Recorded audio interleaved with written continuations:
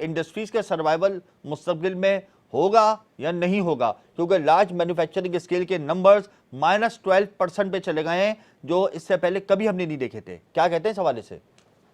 बिस्मिल्लाहिर्रहमानिर्रहीम, बहुत शुक्रिया। देखिए, बात ये है कि इसमें तो कोई शक नहीं कि जो फिगर्स हैं वो ये बताते हैं कि सर्वाइवल नहीं है। और फिगर्स चाहे वो आप एक्सपोर्ट्स के उठा के देख लें, चाहे आप लोकल मैन्युफैक्चरिंग के उठा के देख लें, चाहे आप इंपोर्ट्स के हवाले से देख लें, रॉ मटेरियल के हवाले से देख लें, बिजली गैस के हवाले से देख लें, ये तमाम चीज़ें हैं जो कि किसी भी मुल्क के इंफ्रास्ट्रक्चर को डेवलप करने के लिए, किसी भी मुल्क में इंडस्ट्री लगाने के लिए सबसे बेसिक चीज़ें चाहिए होती हैं। एक जगह हुकूमत गुजारिश करती है कि जी आप एक्सपोर्ट बढ़ाएं, दूसरी जगह जो है वो अभी भी जो थोड़ा बहुत टारगेट आप अचीव कर रहे हैं वो रॉ मटेरियल के एक्सपोर्ट से कर रहे हैं। जी। तो लोग वैल्यू एडेड की तरफ नहीं जा पा रहे, क्योंकि बिजली का जो बहरान है और जो एग्रीमेंट्स आपके हुए हुए हैं, जो आपके जो एग्रीमेंट्स हुए हुए हैं उसके अंदर जो आपको कॉस्ट पड़ रही है, बिजली की कॉस्टिंग जो पड़ रही है, वो कॉस्टिंग जो है वो इतनी ज़्यादा है कि उसको आप जो है वो बेरेबल नहीं है आपके जो मार्केट में, जो आपके एरिया में जितने भी लोग हैं उसके हवाले से। अच्छा, डॉलर फराज साहब, निगरां सूबाई वजीर खजाना को भी हटा दिया गया है। इसका भी एक नेगेटिव इम्पैक्ट क्रिएट हुआ है बिजनेस कम्युनिटी पर, क्योंकि बिजनेस कम्युनिटी से ही उनको लिया गया था और फिर उनको इस वक्त उनका कलमदान उनसे वापस ले लिया। तो बिजनेस कम्युनिटी को वैसे भी बड़े खदशात हैं और वैसे भी उनका मोराल काफ़ी डाउन हो गया। इस हवाले से आप क्या कहते हैं? देखिए, सबसे पहले तो देखिए, अभी जो जस्टिस फाइज ईसा ने जो नैब के केस खोले उसके अंदर जो निगरां वजीर आजम के हवाले से भी एक रेफरेंस खोला है, और उसके अलावा भी चीज़ें हैं। तो अभी ये जो एक पॉजिटिव वाइब आई थी ना, वो नेगेटिव वाइब में तब्दील हो गई। एक जगह आप ये जो बता रहे हैं निगरां जो फाइनेंस मिनिस्टर को हटाया गया, दूसरी जगह ये किया गया, तो बात ये कि खूब बेहतरी से बेहतरी लाने में मामलात हमेशा होता है, मगर बात ये है कि निगरां सेटअप जो है वो इटसेल्फ जो है वो सिर्फ और सिर्फ रेगुलेट करती है चीज़ों को, थोड़ी बहुत जो है वो इसमें डेवलपमेंट कर सकती है और थोड़ा सा इजी एटमॉस्फेयर क्रिएट करके देगी उन सियासतदानों को जिन्हें आके कलमदान संभालने में थोड़ा टाइम लगेगा। और उसके बाद जो है इस दरमियान मुल्क जो है वो किसी मजीद बहरान का शिकार ना हो, इसके लिए ये केयर टेकर सेटअप लाया जाता है। अच्छा, तो अब जाहिर है, ये बताइएगा कि डॉलर माफिया के खिलाफ जो ये क्रैकडाउन का सिलसिला हो रहा है, ये तो मैं समझता हूँ कि और आप भी यकीनन ये समझते होंगे कि इसमें मजीद वसअत आनी चाहिए, और अगर इसमें मजीद वसअत आ जाती है तो बड़े बड़े ट्रेडर्स, इंडस्ट्रियलिस्ट और बिजनेसमैन के भी नाम आ रहे हैं। तो आप समझते हैं कि उनके ऊपर होना चाहिए क्रैकडाउन ताकि मुल्क की मईशत को फ़ायदा हो सके?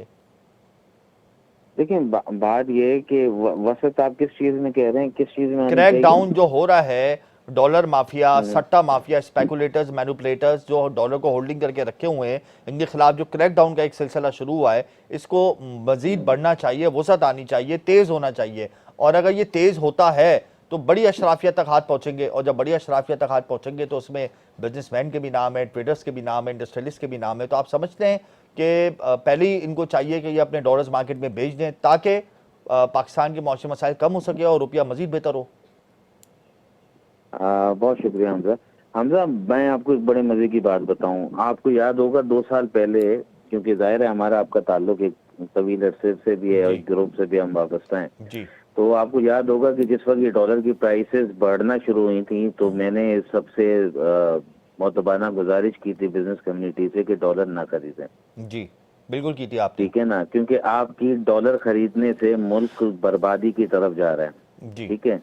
और जब ये आर्मी चीफ और इन्होंने जो ये सख्त फैसले किए कि जी क्रैकडाउन होगा इसके ऊपर और बॉर्डर भी सील किए जाएंगे कि डॉलर अफगानिस्तान स्मगल ना हो, तो जब ये बात हुई तो उससे 2 दिन 3 दिन पहले भी मैंने ये बयान दिया था कि जी डॉलर की जखीरा अंदोजी गंदम की जखीरा अंदोजी से ज्यादा खतरनाक है, क्योंकि इससे हम अपने ही मुल्क को अपने हाथों से तबाह और बर्बादी की राह पे लेके आए। ठीक है। तो बात यह है कि मैं इसको ये समझ लीजिए कि मैं इसके साथ हूँ, इसमें बहुत तेजी आनी चाहिए। और हर शख्स को अगर अगर तो डॉलर में रखने का शौक है तो भाई एक लिमिट होनी चाहिए कि जी फी घर आप जो है वो इतने पैसे मैक्सिमम डॉलर में रख सकते हैं। और वाई डॉलर, बात ये है कि आप ये देखें कि जी सारे बिजनेस खत्म हो जाते हैं तो डॉलर पे सट्टा लगना शुरू हो जाता है। सब कुछ छोड़ दें तो कभी स्टॉक पे सट्टा लगना शुरू कर देते हैं।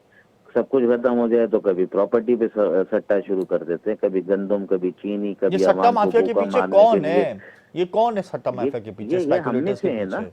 ये हम में से है। ये हम में से है जिनके पास जमीर नहीं है। ये हम में से है कि जो नहीं चाहते कि पाकिस्तान फले फूले। ये हम में से हैं कि जो सिर्फ अपनी जेबें भरना चाहते हैं और ऑफशोर कंपनियां बना के बाहर पैसा लेके जाते हैं। बात यह है कि नॉर्मल ट्रेड को मना नहीं है, नॉर्मल ट्रेड को मना नहीं है। अपनी जखीरा अंदोजी उस हद तक रखी जाए जिस जखीरा अंदोजी की जरूरत है। बात यह ट्रेड कॉरपोरेशन ऑफ पाकिस्तान को गैर फाल कर दिया गया, ठीक है, वो मॉनिटरी नहीं कर सकती, ठीक है। दूसरे इदारों को जो जो इदारे जो है, ऐसा नहीं है कि यहाँ सिस्टम नहीं बने हुए, बड़े बड़े सिस्टम बने हुए, मगर जानबूझ के लूट खसूट करने के लिए, मॉनिटरी ना करने के लिए मॉनिटरिंग कंपनियों को गैर फाल किया गया हुआ है। अच्छा, और यही आखिर में वजह ये है। बता दें फराज साहब, आखिर में ये बता दें, हम अपना एक्सपोर्ट का टारगेट अचीव कर पाएंगे इतने ज़्यादा चैलेंजेस के साथ, इतने ज़्यादा क्राइसिस के साथ? आप मुतमईन हैं हमारी इस रफ्तार ना से? ना आपके पास बिजली है, ना आपके पास गैस है। अगर तो आप इंडस्ट्रियल पॉइंट ऑफ व्यू से कह रहे हैं तो मुमकिन नहीं है। हाँ, अलबत्ता अगर एग्रीकल्चर में कोई रेवोल्यूशन आ गया, जैसा कि हमने पिछली प्रेजेंटेशन में देखा है, जी। तो पॉसिबल है कि जी आप कुछ बेहतर तरीके से जो है वो एग्रीकल्चर के अंदर आप जो है वो एग्री बेस्ड कंट्री के होने की वजह से उसमें आप कुछ सरप्लस पे चले जाएं। मगर बात ये कि जो इस वक्त आने वाले 2 महीने वो बहुत टफ देख रहा हूँ मैं।